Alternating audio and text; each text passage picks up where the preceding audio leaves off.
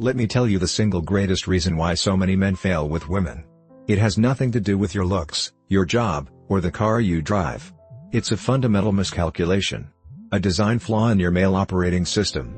You're listening to her words. Think about it. You have a great first date. The conversation is electric. She's laughing at your jokes. At the end of the night, she looks you in the eyes and says, "I had such a fantastic time." You go home, flying high. You send a follow-up text the next day. And then, you get silence. Crickets. You have just experienced the verbal fallacy. You see, men are wired for direct, logical communication. Words are data. But the language of female attraction operates on a completely different frequency, a primal, subconscious channel. It's a secret language spoken not by her tongue, but by her biology. This isn't a flaw in her, it's a glitch in your biological programming.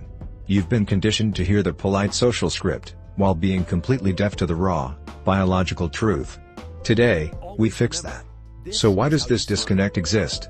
Why are her words so often a verbal mirage? The answer lies in two powerful, overlapping layers of programming. One is social, the other is biological. First, let's talk about social conditioning. From a very young age, women are taught, both directly and indirectly, to be agreeable, to be polite, to avoid direct confrontation because it can be perceived as bitchy, or worse, can provoke an aggressive response. Her communication is often optimized for social safety, not for brutal honesty. So when she says, "I had a great time," she might genuinely mean it. Or, she might mean, "This interaction has concluded without conflict, and I feel safe." Her words are a social lubricant, a tool to keep the machinery of society running smoothly. They are not, and were never intended to be, a reliable indicator of deep, biological attraction. They are a beautiful, shimmering mirage. But beneath that social layer is something infinitely more powerful. The ancient, unblinking evolutionary filter. For hundreds of thousands of years, a woman's choice of partner was the single most critical survival decision she would ever make. The wrong choice didn't just mean a bad evening, it meant a potential lifetime of vulnerability, poor resources, and a genetic dead end. Because the stakes were astronomically high, her limbic brain, the primal, emotional core of her nervous system, developed a ruthless, silent, and constant subconscious vetting process. It runs 24/7, scanning for subtle cues of confidence, health, status, and emotional stability. This filter doesn't care about her polite social training. It operates on pure, animal instinct. This brings us to the ultimate mini-reveal. The phrase that has neutralized well-meaning men for centuries, "You're such a great guy." Logically, it's a compliment. But watch her body. As she says the words, is she leaning in, or pulling away? Are her feet pointed towards you, or towards the exit?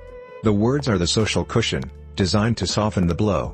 But the body language, that's the cold, hard verdict from an evolutionary filter that just stamped your application, denied.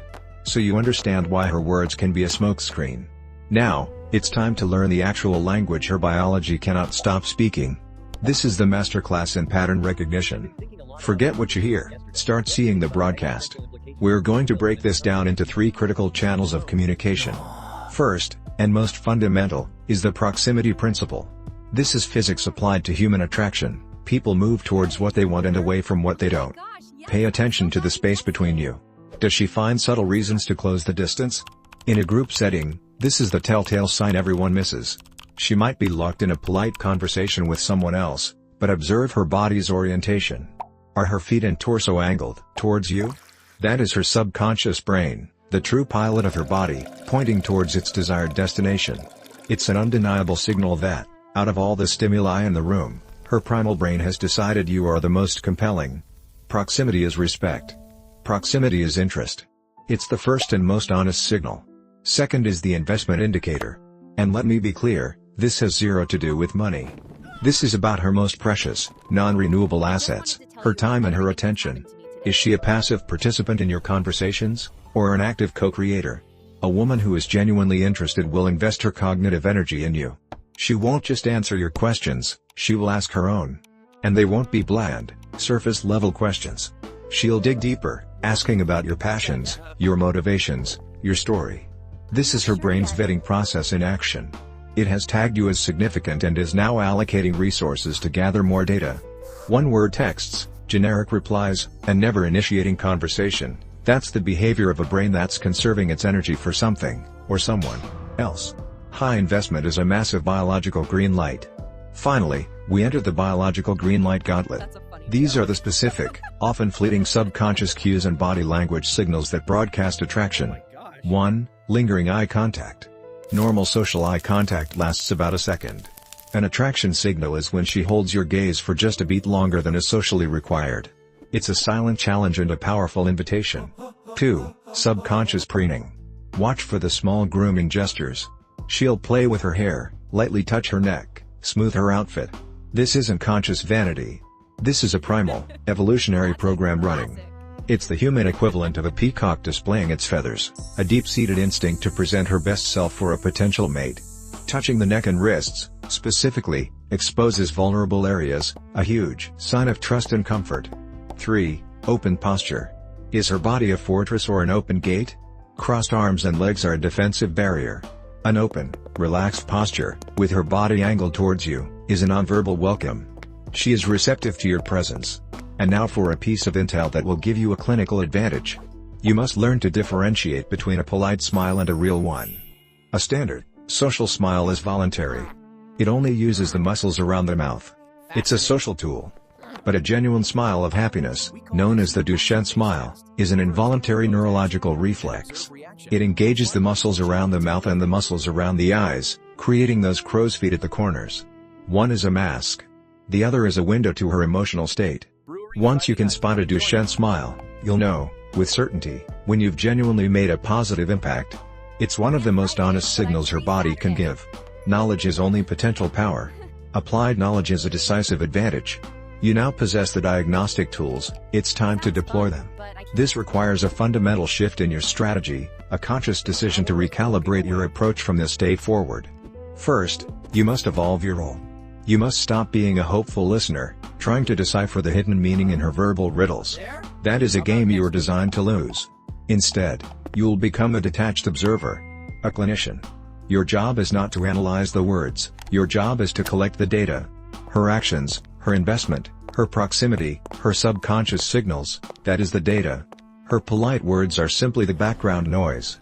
When you observe the data without emotional bias, the true picture becomes crystal clear. Second, you will apply this with the action-based test. Stop asking for verbal validation with weak, uncertain questions like, "Do you want to hang out sometime?" Instead, you will create a small opportunity for her to invest. Be direct and specific. "I'm going to that new brewery on Friday night. Join me." Now, you observe. A woman with genuine interest will make it easy for you. She will either say yes, or, if she is truly busy, she will propose an alternative. She will work with you to make it happen. A woman who is not interested will give you a polite but firm wall. "Sounds fun, but I can't." The absence of a counteroffer is not a mystery to be solved. It is the answer. This brings us to the most critical skill, mastering the power of walking away. Recognizing these signals gives you the ultimate clarity. You will know, without a doubt, when your investment is not being matched. The man of high value does not beg, plead, or chase. He recognizes disinterest, values his own time and energy, and directs it elsewhere. This self-respect is the core of true confidence, and it is intensely attractive. By demonstrating that you are willing to walk away from a dead end, you communicate that you are a man with purpose and options. You aren't seeking her validation. You're determining if she is worthy of your attention. And that, gentlemen, changes everything. And so, we arrive at the end. The principle is simple, and the truth is absolute. Words are social lubrication, actions are biological truth. You now face a clear choice. You can continue to navigate the world as you have been, lost in the verbal mirage, confusing politeness for passion, feeling frustrated and powerless. You can continue to guess, to hope, and to be consistently disappointed. That path will always be available to you. Or, you can choose mastery. You can decide, right now, to learn this fundamental language of action and biology. You can arm yourself with piercing clarity, seize an undeniable advantage, and finally begin to interact with women from a position of genuine confidence, not hopeful anxiety. The confusion ends the moment you decide to stop being a passive listener and become an active observer. The signals have been broadcasting the entire time. Now, you finally have the right receiver. The choice is yours. Subscribe, like, and share so you don't miss out on the secrets that will help you master yourself and understand women on a level you never thought possible. What signal have you been misreading? Comment below.